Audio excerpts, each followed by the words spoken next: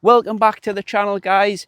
In this video I'm going to give you a tour of my self-built VW Transporter camper van.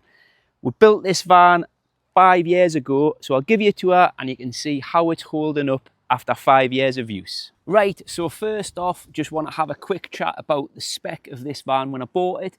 Obviously it was just a plain white panel van, commercial vehicle. It is a 2016 Highline and it is a T30, so 3-ton weight capacity. Now, we wanted to go for a Highline for a couple of reasons, aircon being one of them, better steering wheel.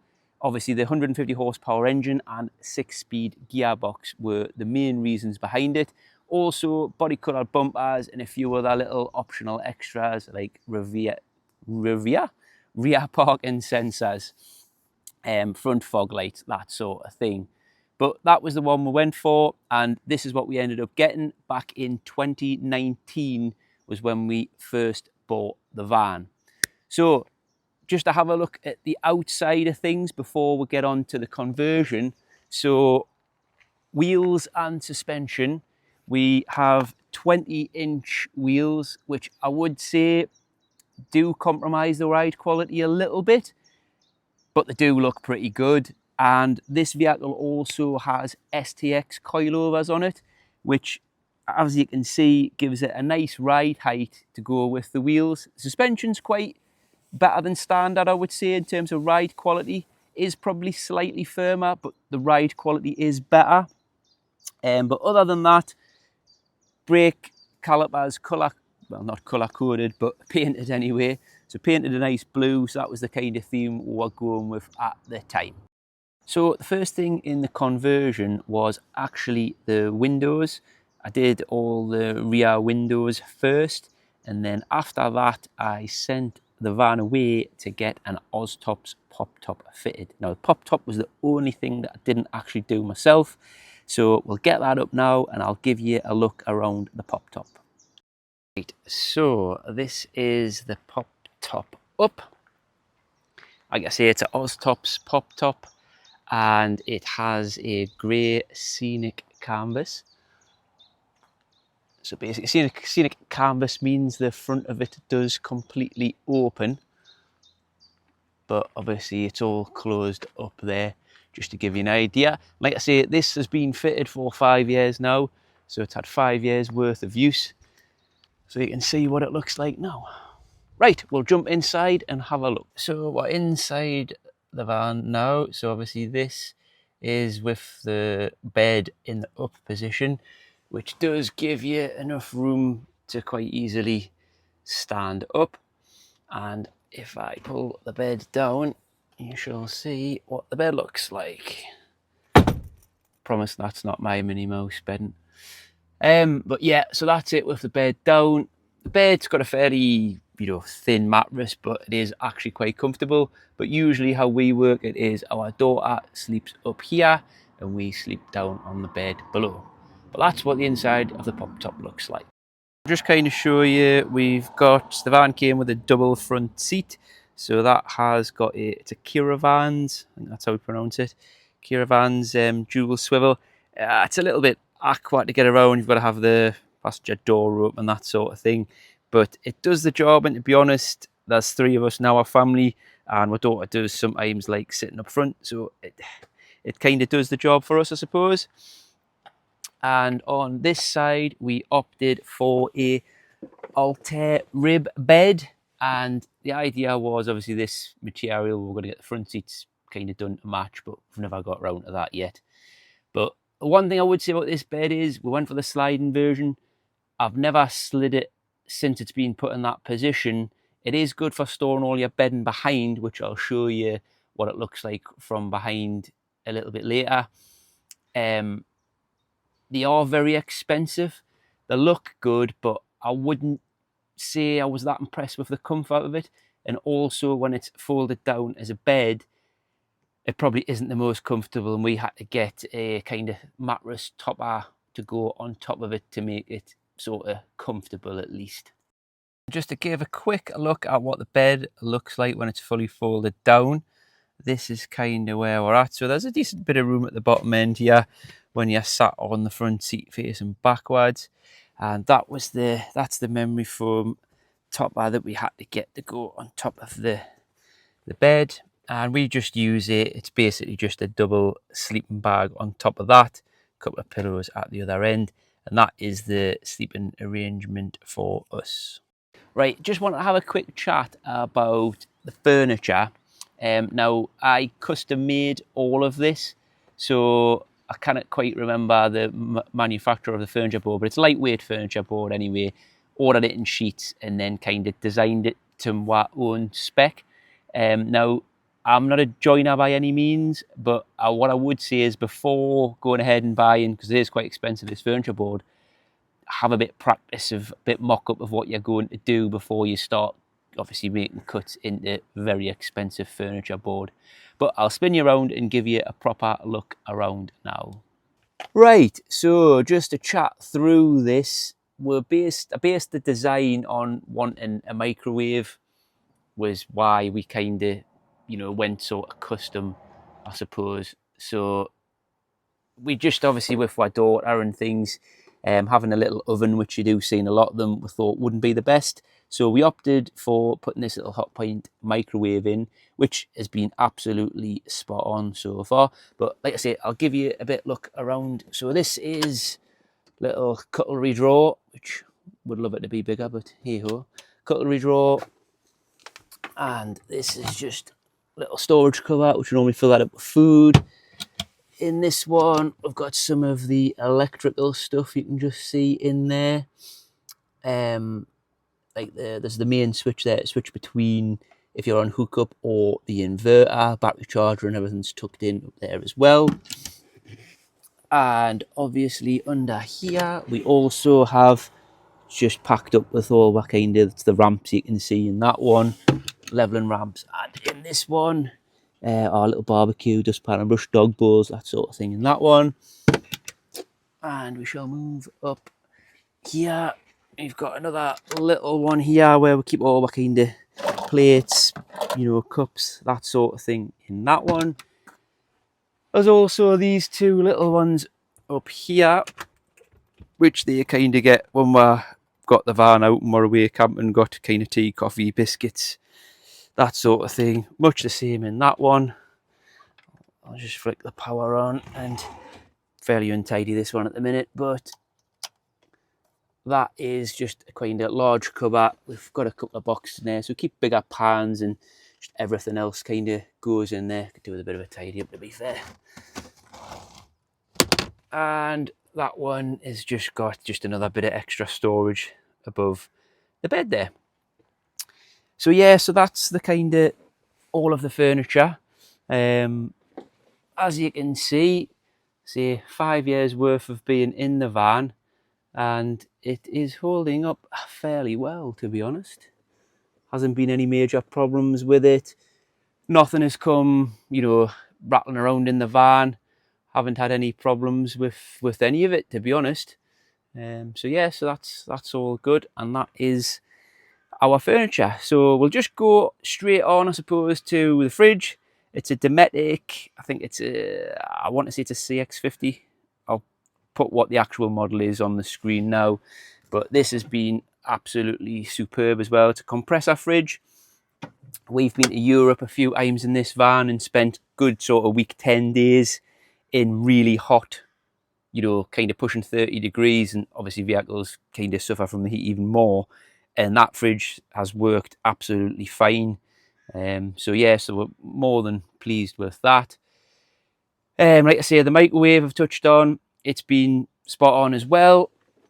And now this is a Dometic sink and hob, which is fairly common in most camper vans. So a little sink and a little hob and the customary sock to stop it rattling. But yeah, that is, it's been okay.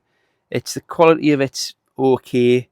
The only problem with the burner now is after 5 years is the igniter's getting a little bit not the best to start. So we've just got one of them little, it's in here somewhere. One of them little, it's basically just a kind of manual lighter, which lights it absolutely fine. This van has got a fitted water tank and a underslung wastewater tank, so we do use that from time to time as well. Going on, what else have we got? Our electric system is all controlled by this. So power on, you've got 12-volt power on. It also gives you your waste, water and water levels, and then battery levels. So that's the leisure battery level and the vehicle battery level there. Again, not had any issues at all with that. While we're over here, this is the diesel heater that is fitted to the van. Now, it is an Autotherm, I think that's how you pronounce it. And the heater itself is actually, the outlet for it is down there. So the diesel's fed direct out of the fuel tank to the little heater under there. Again, not had a single issue with that the time we've had the van. So on lighting, I suppose, would be the next thing to have a quick look at. So it's difficult to tell in the brightness, but we've got some under sort of bench LEDs there, and also up under that little unit there. And again, it's difficult to see because all the bedding's in the way, but there's another LED light strip up there. Now on the other side of the van, we've got these three lights, which when it's dark, these are absolutely fine. And I also put this little switch and light in down here. Now the idea of this being is, if you need to get up in the middle of the night when the bed's down, you can flick that light on. You can obviously get your shoes on if you're going out to the toilet, and it doesn't disturb anyone else in the van. So we also have, if we sneak around, we'll have these, have two of these as one on the opposite side as well. Now these are just little, obviously, little lights, and they've also got USB chargers in them. So on to the other power we have. So there is a 240 volt and USB sockets there. There's another 240 volt down here, which we've got an adapter in with some extras, and another USB there. So power wise, right, so power wise, what we've got in the van is I have got it's a 3000 watt inverter, so we can run off grid. There's a 120 amp hour battery, which is probably a bit small realistically for the inverter itself, but I did think we're probably not going to need the full 3000 watts out of the inverter, so we'll just put 120 amp hour battery in, but that is space alongside it to put a second one. The idea being, I thought, well, if we need the extra power, there's the space to do it. But in all honesty, we've never kind of needed it. We've also got a C-Tech battery-to-battery charger. So when we're on the road, it will charge the leisure battery as well.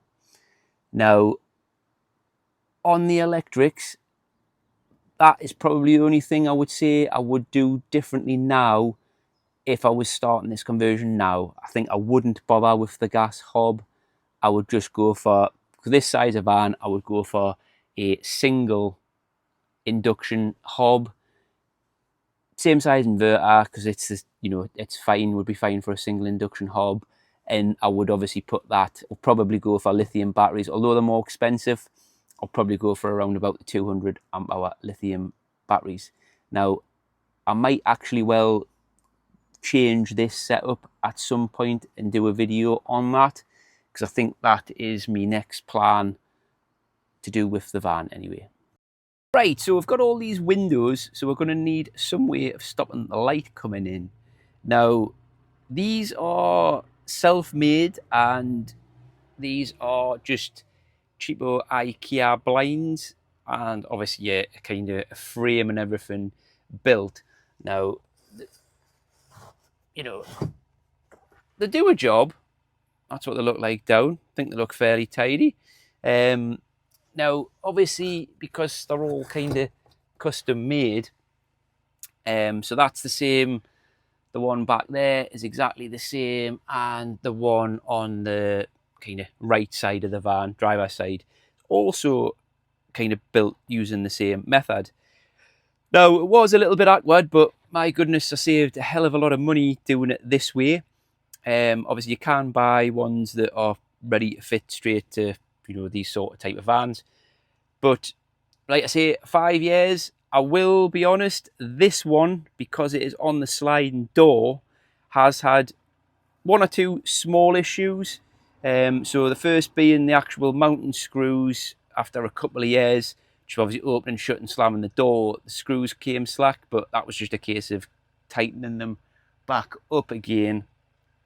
And the other thing, this, although it's all right there at the minute, it has started to drop every now and again when you're driving.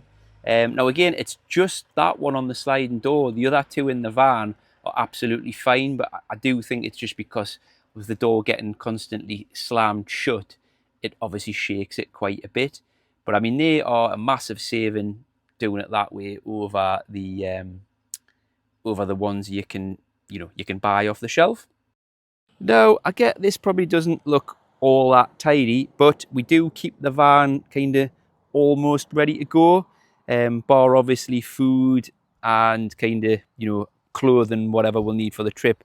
But bedding wise, we do kind of keep it ready to go. There's also space underneath there. We've got our awning, camping chairs, camping table, pegs, the electric hookup cable, and that is the water fill point there. And obviously I shall show you, this is where the gas is. So that's the little gas bottle in there. It is sealed, and that is a drop vent in the bottom of that cabinet as well. So if it was to leak, it'll just go out the bottom of the gas. We always just switch the gas off when we're traveling though. And that's got a good seal around it. But obviously it's a small van at the end of the day, so finding space for everything's, fairly difficult. But this does give you access to kind of the back underneath the bed as well. So you can get things in and out of there. But once we get to a campsite, if we put the awning up, everything pretty much gets emptied out and into the awning. So I'll just mention yet as well, we just put little curtains on these back windows, just for ease, and trying to make blind pods for them probably would have been fairly difficult. So just a couple of little curtains for them does the job. And I've mentioned that was our hookup cable. So the hookup itself, I wanted to keep it kind of incognito a little bit. So that just under the toe and eye there is the hookup cable. So it is a special connector which is on the end of our main cable that we plug into campsite hookups. But I think it's a nice, neat little tidy option, and I didn't have to cut any holes in the side of my van just to put the power cable in. So yeah, so that wraps up the back end. So that wraps up our van tour video.